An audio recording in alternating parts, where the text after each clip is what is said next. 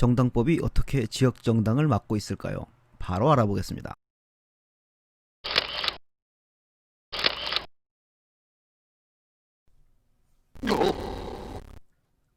지난 시간은 정당법 제3조를 보았습니다. 중앙당은 서울에만 두어야 한다는 규정이었습니다. 그런데 정당법에는 중앙당을 서울에 둬야 한다는 규정 말고도 지역정당을 만들기 어렵게 만든 규정들이 많이 있습니다. 정당법 제17조에 의해서 정당은 5개 이상의 시 또는 도에 광역당부를 두어야 합니다. 그리고 시도당은 각각 1000명 이상의 당원이 있어야 하죠.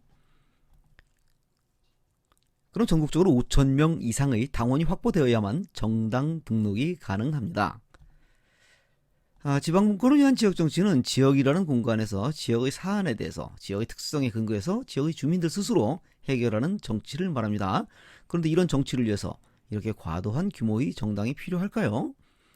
자, 그렇다면 다른 나라도 이렇게 규제하는 나라가 있을까요? 있습니다. 카자흐스탄은 각 주요 도시별로 600명 이상의 당원을 두라고 규정하고 있고 전국적으로는 4만 명 이상의 당원을 둘 것을 정당법이 요구하고 있습니다. 우즈베키스탄은 전국에 2만 명 이상의 당원을 가지고 있어야 된다라고 정당법에 규정하고 있죠. 이렇게 우리보다 더 강하게 전국 정당을 요구하는 나라도 있습니다.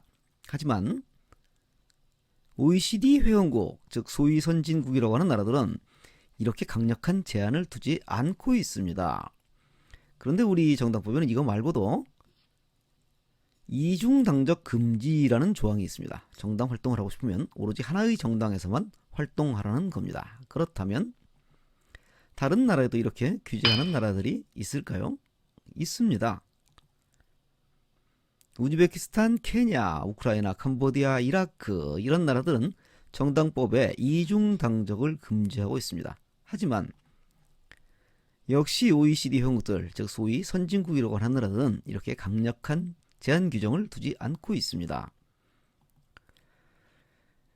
전국 정당이든 지역 정당이든 당적을 여러 개 가지든 아무 상관이 없어야 되는 것이죠. 강령에 대한 동의, 정책에 대한 지지에 따라서 여러 당에 당적을 둘 수도 있고요.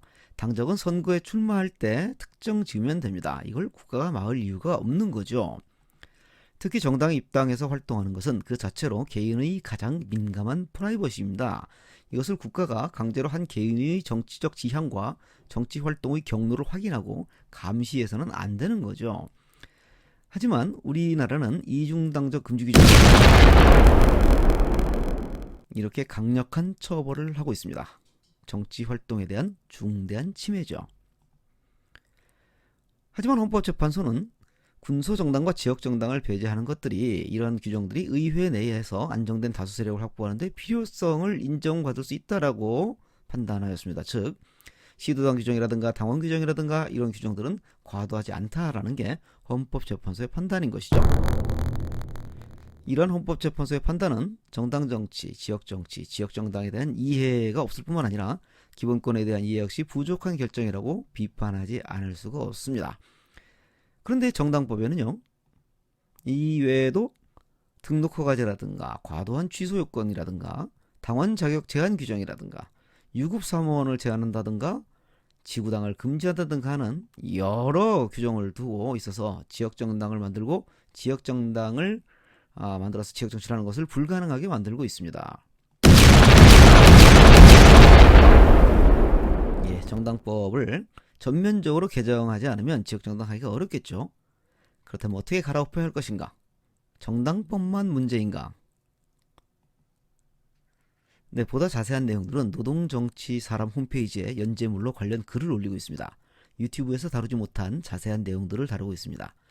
많이 참조해 주시고요.